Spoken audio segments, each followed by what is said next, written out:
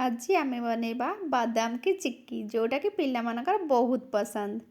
Hi friends, Suchitra kitchen को आपण समस्त बहुत बहुत स्वागत। प्रथमे मुझे गोटे कप बादाम मंजी एबे आम सब भाजीदबा। गैस रे बसैदबा गोटे कड़े एबे मुझे देदे बादाम मंजी को एबे सब भाजीदबा जमती से टिके फुटिला टाइप हम। ये फुटिला गैस को ऑफ करदबा। एमती गोटे टावल नेबे तापर बादाम मंजी को देकिना ताको टिके ठंडा करदबा।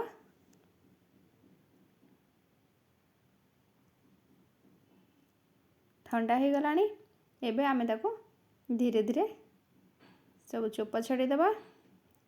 टावल रे बादाम मंजी बहुत बढ़िया से चोपा छाड़ी थाए। आपण माने निश्चिंत थरे एमती ट्राई करिवे देखिबे। देखंतु केते बढ़िया से चोपा छाड़ी गला। एबे आमे कोन करबा नबा चट्टू जो थे आम छणाछुणी करुचे से चट्टू एबे से चट्टू देकिना आम ताको एमती हलैदबा। बहुत बढ़िया से आमर चोपा गुड़ी तलक जीव हारी। बास हो गला आमर एठी बादाम भजा। एबे मु नेछि गुड़ गुड़ को आम एमती छोट छोट कर काटी नेबा। जदि वीडियोटी आपण मानू भल लागुची ताले लाइक करिवे।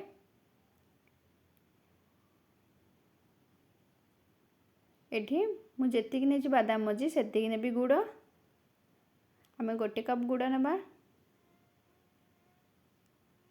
ये चिक्कीटी खाइबा को बहुत बढ़िया लागिवो। आपण माने बहुत सहज रे आको घरे बनै परिबे।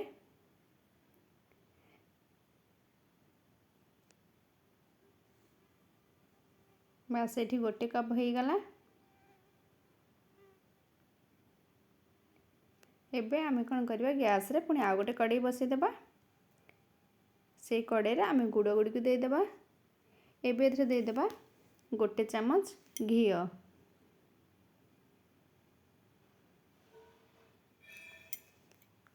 गैस रे फ्लेम को मीडियम करी आमे धीरे धीरे ताको मेल्ट होया पय देबा।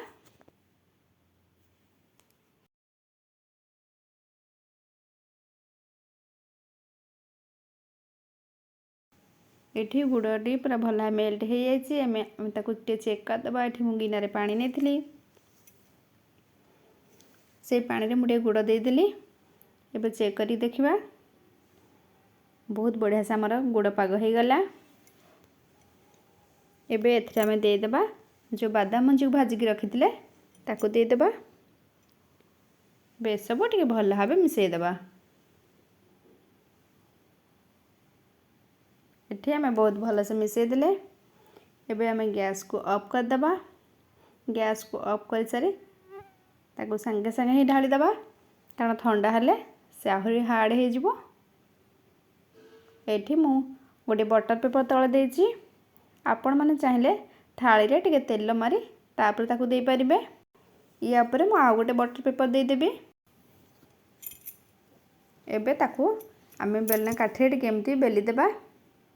एमती बेली देले से बहुत बढ़िया से साइज हो जिवो। आमे ताको पीस पीस कर काटी परिबा। एबे पेपर को मु काढी दउची।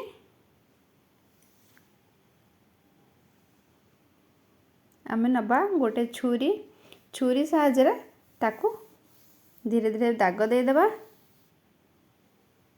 आमे जदि एबे ताको दाग दबानी ताको ताले से आमे साइज रे काटी परिबानी न से हार्ड हो जिवो।